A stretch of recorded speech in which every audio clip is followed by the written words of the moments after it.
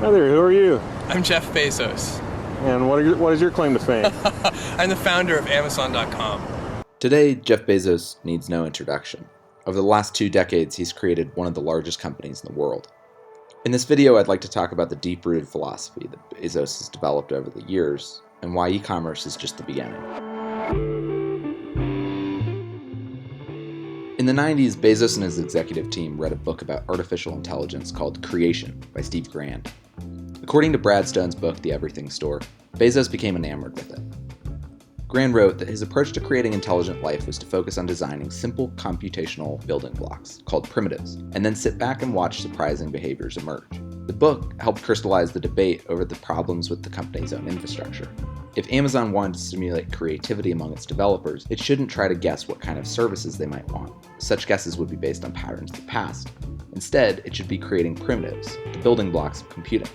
In other words, it needed to break its infrastructure down into the smallest, simplest atomic components and allow developers to freely access them with as much flexibility as possible. The ideas presented in this book would become fundamental to their development of Amazon Web Services years later. Another glimpse into the mind of Bezos comes in 2003 during his TED Talk. Because remember, the web got to stand on top of all this heavy infrastructure that had been put in place because of the long-distance phone network. So all of the cabling and all the heavy infrastructure, I'm going back now to sort of the explosive part of the web in 1994 when it was growing 2,300% a year. How could it grow 2,300% a year in 1994 when people weren't really investing in the web? Well, it was because that heavy infrastructure had already been laid down. By this point, Amazon was already a massive company, and Bezos had begun thinking at a higher level about how to make the company an essential part of innovation on the internet. That year, in 2003, 2 employees presented a paper describing a vision for Amazon's computing infrastructure. Near the end, they briefly mentioned the idea that Amazon might be able to make revenue from selling the virtual servers as a service. 3 years later, Amazon Web Service launched.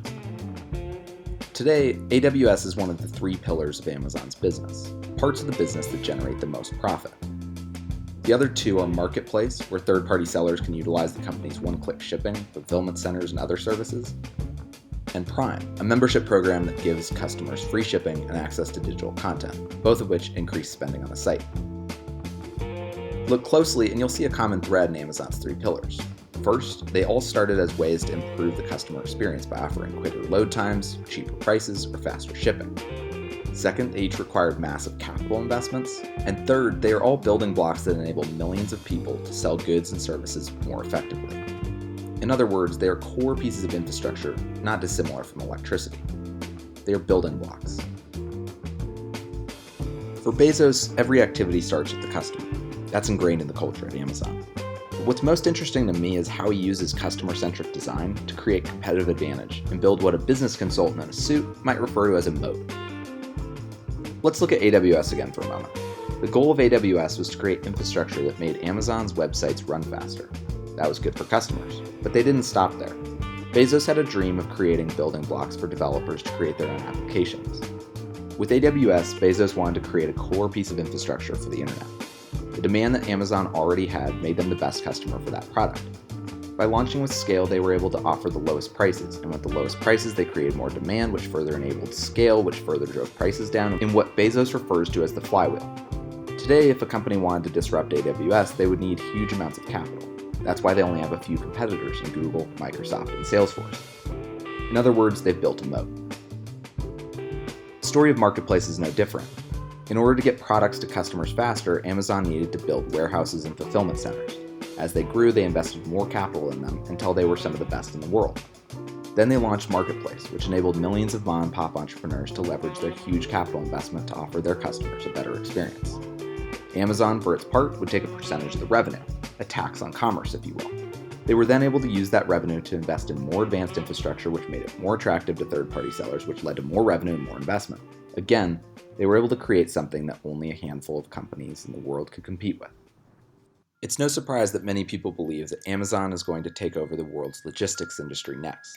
In recent years, Amazon shipping partners like USPS in America and Royal Mail in the UK have struggled to meet demand around the holiday seasons. That's led to a bad customer experience, which puts it right in Bezos' sights. Just as fulfillment centers and computing infrastructure weren't sufficient enough to meet Amazon's high standards, logistics networks are failing. And like AWS and Marketplace, Amazon Logistics would be an opportunity to build a moat that requires huge capital, maybe their largest moat yet. Again, Amazon could justify the investment as its first customer, and then monetize by selling to others as a service. It seems that the goal of Amazon was really never to sell goods on the internet. No, Bezos saw these goods as a way to get into the market, and eventually create infrastructure to make that market more efficient. This is why I believe that Bezos isn't building a company so much as he's building an empire. Just as the Ottoman Empire built roads that connected the East to the West, Amazon is building infrastructure that is growing the global economy.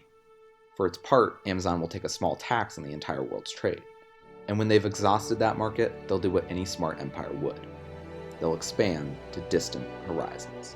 When it comes to space, I see it as my job. This is what I'm building infrastructure the hard way. I'm using my resources to put in place heavy lifting infrastructure so that the next generation of people can have a dynamic, entrepreneurial explosion into space. And I think that's possible. And I believe I know what you need to do to put that infrastructure in place so that future generations of entrepreneurs can have a solar system as dynamic and interesting and varied as what we see on the internet today.